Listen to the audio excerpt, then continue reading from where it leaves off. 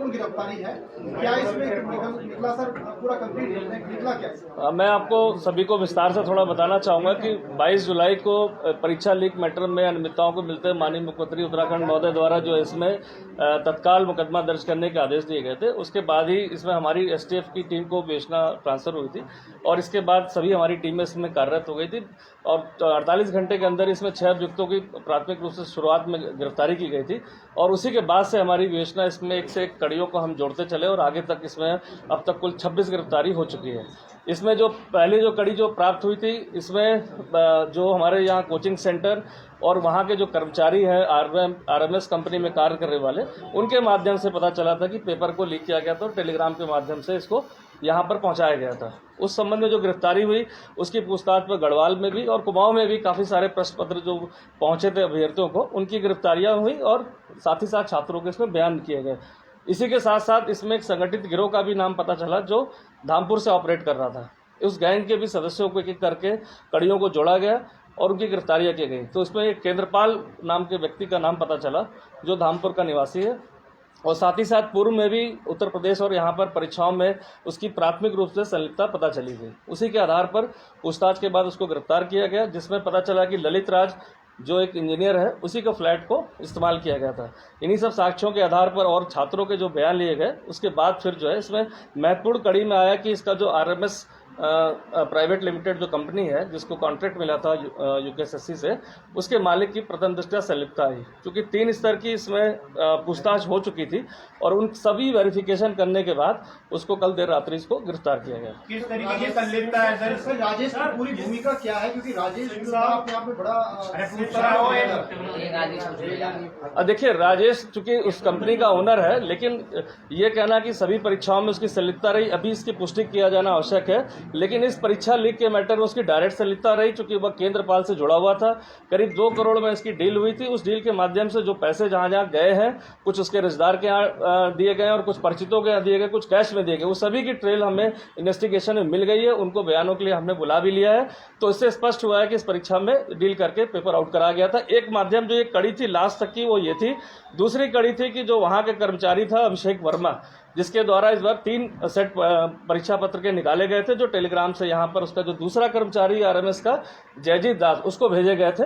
उस कड़ियों को जोड़ते हुए हम आगे बढ़े थे। सर, ये जो 26 गिरफ्तारियों में क्या सचिव और अध्यक्ष की जो भूमिका है वो कड़ी कहीं जुड़ी है या वो लोग अभी? देखिए, मैं स्पष्ट करना चाहूँगा कि जो विवेचना का अभी तो हम एक एक कड़ियों को जोड़ते हुए आगे चल रहे हैं। किसी को ना अभी तक क्लीन चिट दी गई है, ना किसी को इसमें ये कहा जा सकता है कि उसकी इन्वॉल्वमेंट पूरी है, क्योंकि किसी स्तर पर लापरवाही भी इसमें प्रथम दृष्टया ऐसा लग रहा है कि लापरवाही हर स्टेज पर हुई है।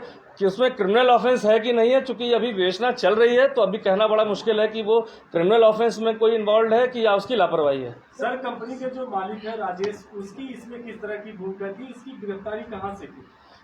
मैंने आपको स्पष्ट किया है कि उसको पूर्व में 2 बार और बुलाया गया था। चूंकि शक की सुई जा रही थी तो लगातार हम पूछताछ करके जानकारी कर रहे थे।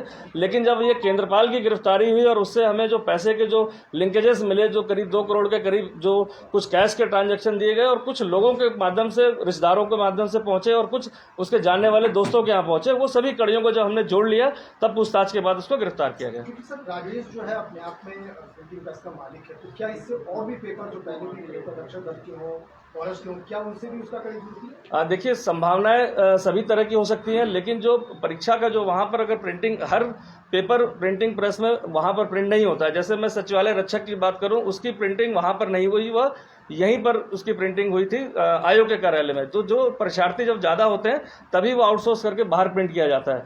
इस वाले केस में जो सचिवालय रक्षक का जो मामला है, जिसमें प्रदीप पाल को गिरफ्तार किया गया, जो वहाँ पर आरएमएस कंपनी का कर्मचारी था, लंबे समय से आयोग के कार्यों को देख रहा था, उसके माध्यम से हमें वो पूरे साक्ष्य भी मिल गए कि किस प्रकार से वहाँ पर लैपटॉप से जो है पेन ड्राइव के माध्यम से निकाला गया, चूंकि इलेक्ट्रॉनिक एविडेंस था।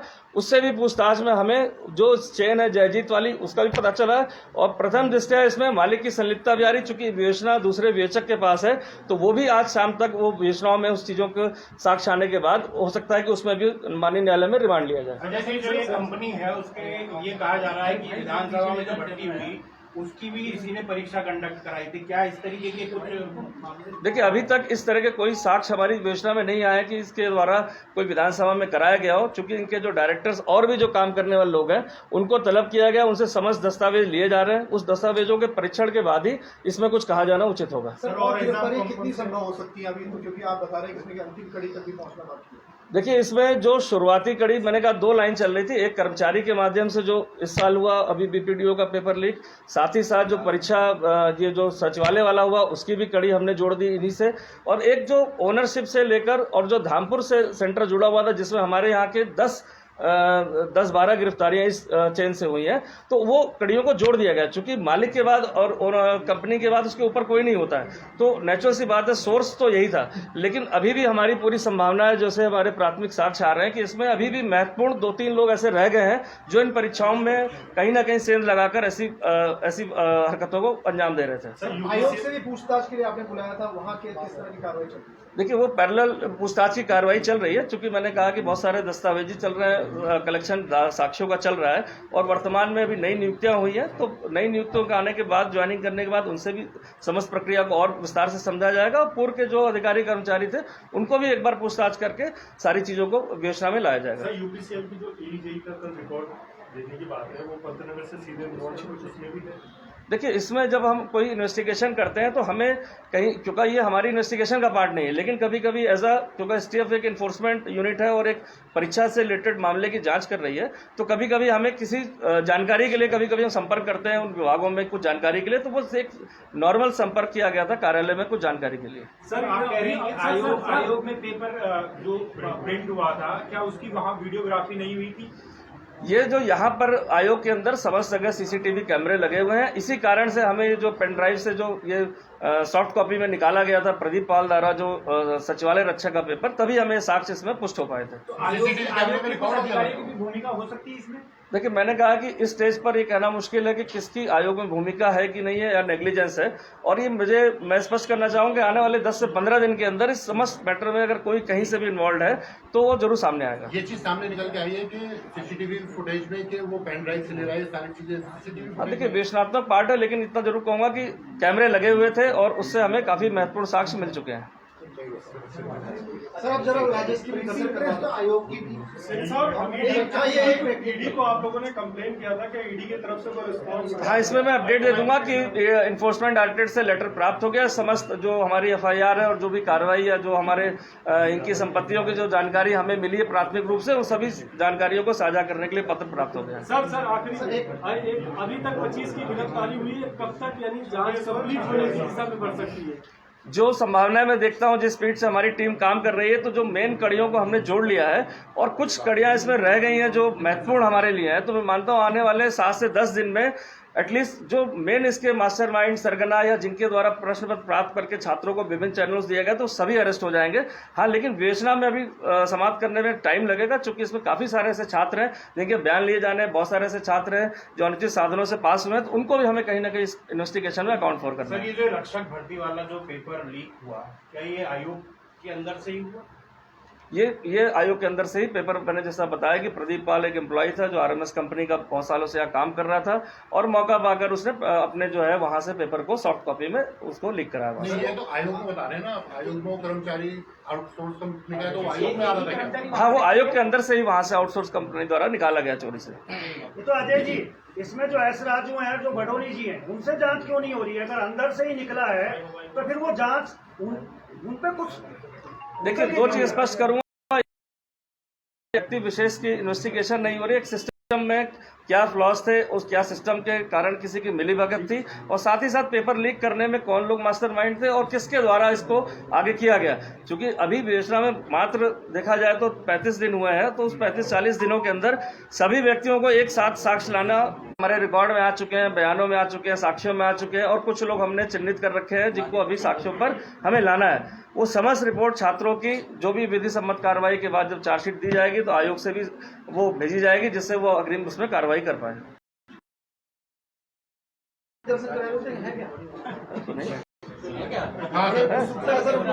ऐसा नहीं, यहाँ तो नहीं है, वो बाहर जब निकलेंगे तो आप उसका वो कर लेंगे। यही करा दीजिए सर, सारा सिस्टम फोटो इतने लोग को देख कर देखे जो नहीं है। तो मैं सॉफ्ट कॉपी में आपको मैं चेक तो कर लूँ मैंने क्या लिखा।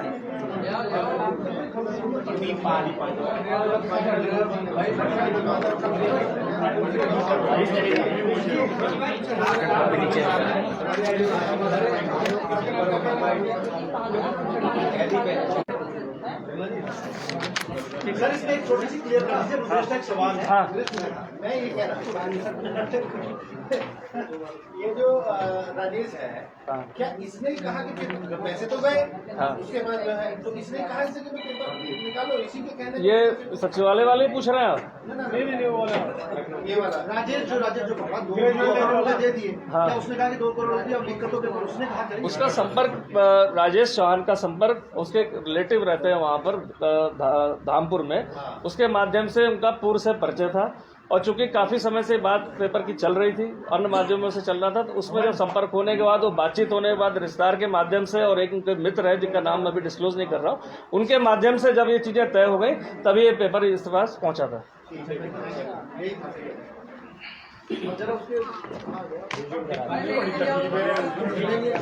मैं इसकी सॉफ्ट कॉपी डाल दे रहा हूँ, है ना? खाने में बाकी मैं सॉफ्ट कॉपी भी डाल दूंगा ना। क्या पूछ रहा है? कौन है?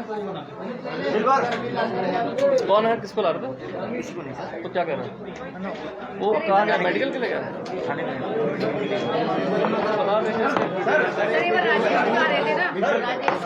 वो मेडिकल के लिए गया हुआ है, अभी आ जाएगा तो वेट कर लेंगे, या तो मैं विजुअल डलवा दूंगा, विजुअल डाल दूंगा। आएगा तो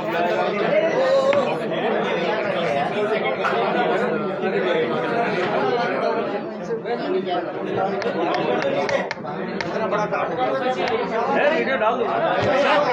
आपकी आती वीडियो 3 सेकंड की, वो 2 सेकंड की दूसरा ये टाइप है मेडिकल करा के बाहर ले आएगा, बाहर हमने इतना बड़ा इम्पोर्टेंट आगे उसको भी और उसको क्या अरे ये हो गया, ये नॉर्मल हो गया, उससे भी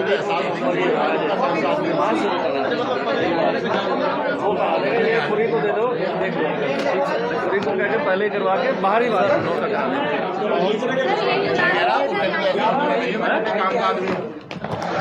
और ये अनऑफिशियली बता देता हूँ कि अभी इस 24 घंटे के अंदर बहुत सारी गिरफ्तारी भी संभव है ना।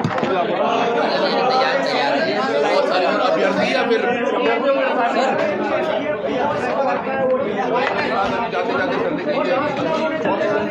बहुत सारी अन्य गिरफ्तारियां हो सकती हैं। एक बड़ी खबर है अभी एसटीएफ के कार्यालय में ही, हम थोड़ी देर में वाले हैं और राजेश एक सेकंड जरा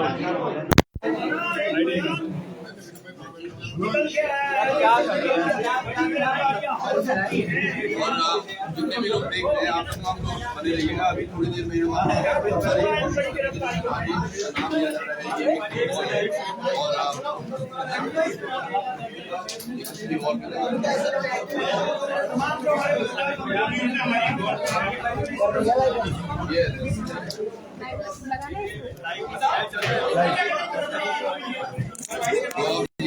तो अभी आपने देखा कि एसटीएफ की प्रेस कॉन्फ्रेंस यहाँ पर हुई थी, तो सीधे तौर पर उन्होंने बताया कि अभी बड़ी गिरफ्तारियाँ और हो सकती हैं इसमें। और अभी जिस सरगना को पकड़ाया गया अभी उसका चेहरा भी हम लोग आपको दिखाएंगे, जो पकड़ के जो लेके आया था। आप रुकिएगा, अभी लाइव में बने रहिएगा।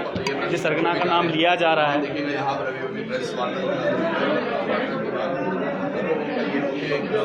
लाइव बने रहिएगा आप लगातार, क्योंकि अभी बहुत चीज़ खुलनी इसमें और बाकी हैं। और एसटीएफ ने साफ तौर पर संकेत ये दिया है कि अभी और बड़ी बड़ी गिरफ्तारियां इसमें हो सकती हैं। तो सीधे तौर पर आज बड़ा एक खुलासा भी एसटीएफ ने किया है अपने, जो आज उन्होंने प्रेस कॉन्फ्रेंस जो किया है। और लगातार आप ये देखेंगे 26 गिरफ्तारी इसमें हो चुकी है। और जो प्रदीप पाल जो निवासी बाराबंकी उत्तर प्रदेश, जो जिसके साक्ष्य के साथ गहन पूछताछ हुई थी, उसके भी अभी हम प्रस्तुत करवाएंगे आपको। आप ये देखिएगा, मैं अपने कैमरामैन को कहूँगा कि भीड़ भाड़ बहुत है आज पत्रकारों की यहाँ पर। जो राजेश चौहान जिसका नाम लिया जा रहा है, उसको भी अभी हम दिखाएंगे, राजेश चौहान जी के राजेश चौहान जो है जिसकी गिरफ्तारी हुई है। 26 गिरफ्तारी टोटल हो चुकी है अभी तक। अभी बहुत बड़े बड़े नाम और आने बाकी हैं, क्योंकि आप ये देखिएगा लगातार गिरफ्तारियां हो रही है और एक तरफ से CBI मांग भी लगातार उठ रही है छात्रों के द्वारा, लेकिन STF बहुत ज़बरदस्त कार्य अपना कर रही है।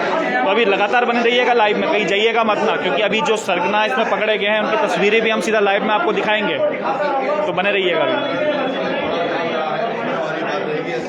आप ऑफिस के अंदर देखेंगे तमाम तरह के लोग यहाँ पर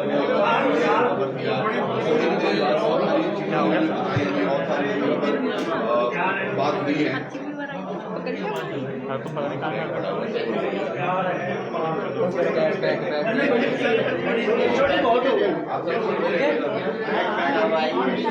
तुम बोलो तो बुला रहे हैं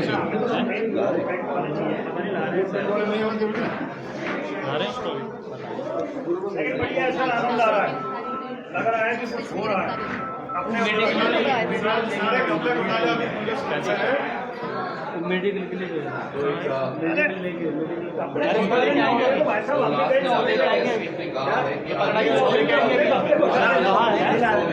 बहुत सारी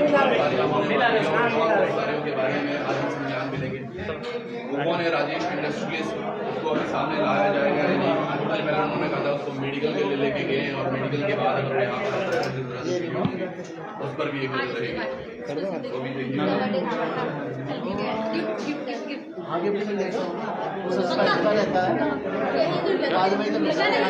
अरे उसको लेके आएंगे।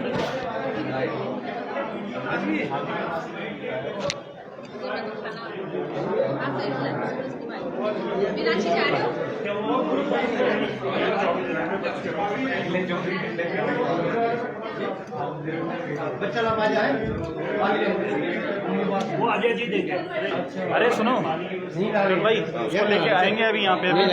नहीं लेके आएंगे क्यों? उसको क्यों नहीं लेके आ रहे हैं अभी मीडिया के सामने हैं? अरे यार पता नहीं, जानकारी तो मिल रही थी कि लेके आएंगे मीडिया के सामने, शायद अब नहीं लाया जा रहा है। अभी देखते हैं क्या कुछ है, नीचे जाके हम पता करते हैं STF कार्यालय में कि आखिर उसको लाया जाएगा कि नहीं जाएगा जिसकी गिरफ्तारी हुई है। आइएगा, थोड़ा साइड देना, साइड देना, साइड देना। लाइव बने रहिएगा आप लगातार अभी भी, क्योंकि अभी देखते हैं जो गिरफ्तारियां हुई हैं उनको मीडिया के सामने आखिर क्यों नहीं लाया जा रहा है।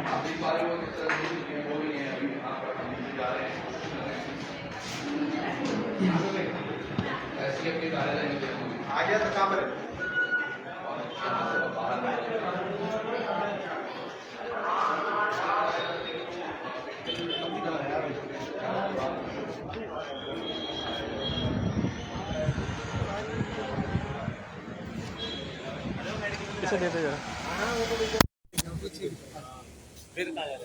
चलो गगन का गगन गया।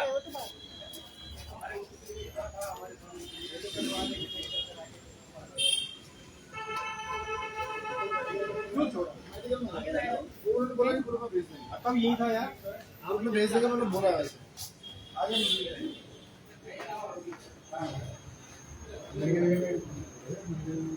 पता ही बात करते नहीं जाते, बात करेंगे।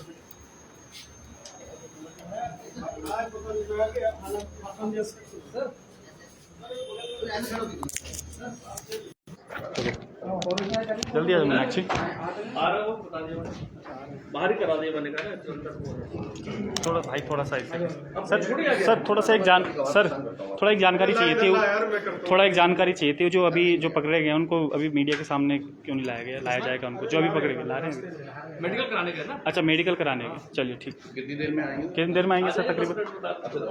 चलिए तो आप फिलहाल के लिए अभी लाइव में हम लोग थे, तो 10 मिनट बाद हम दोबारा लाइव होंगे, तब तक के लिए बने रहिए। हो गया अर्जुन भाई।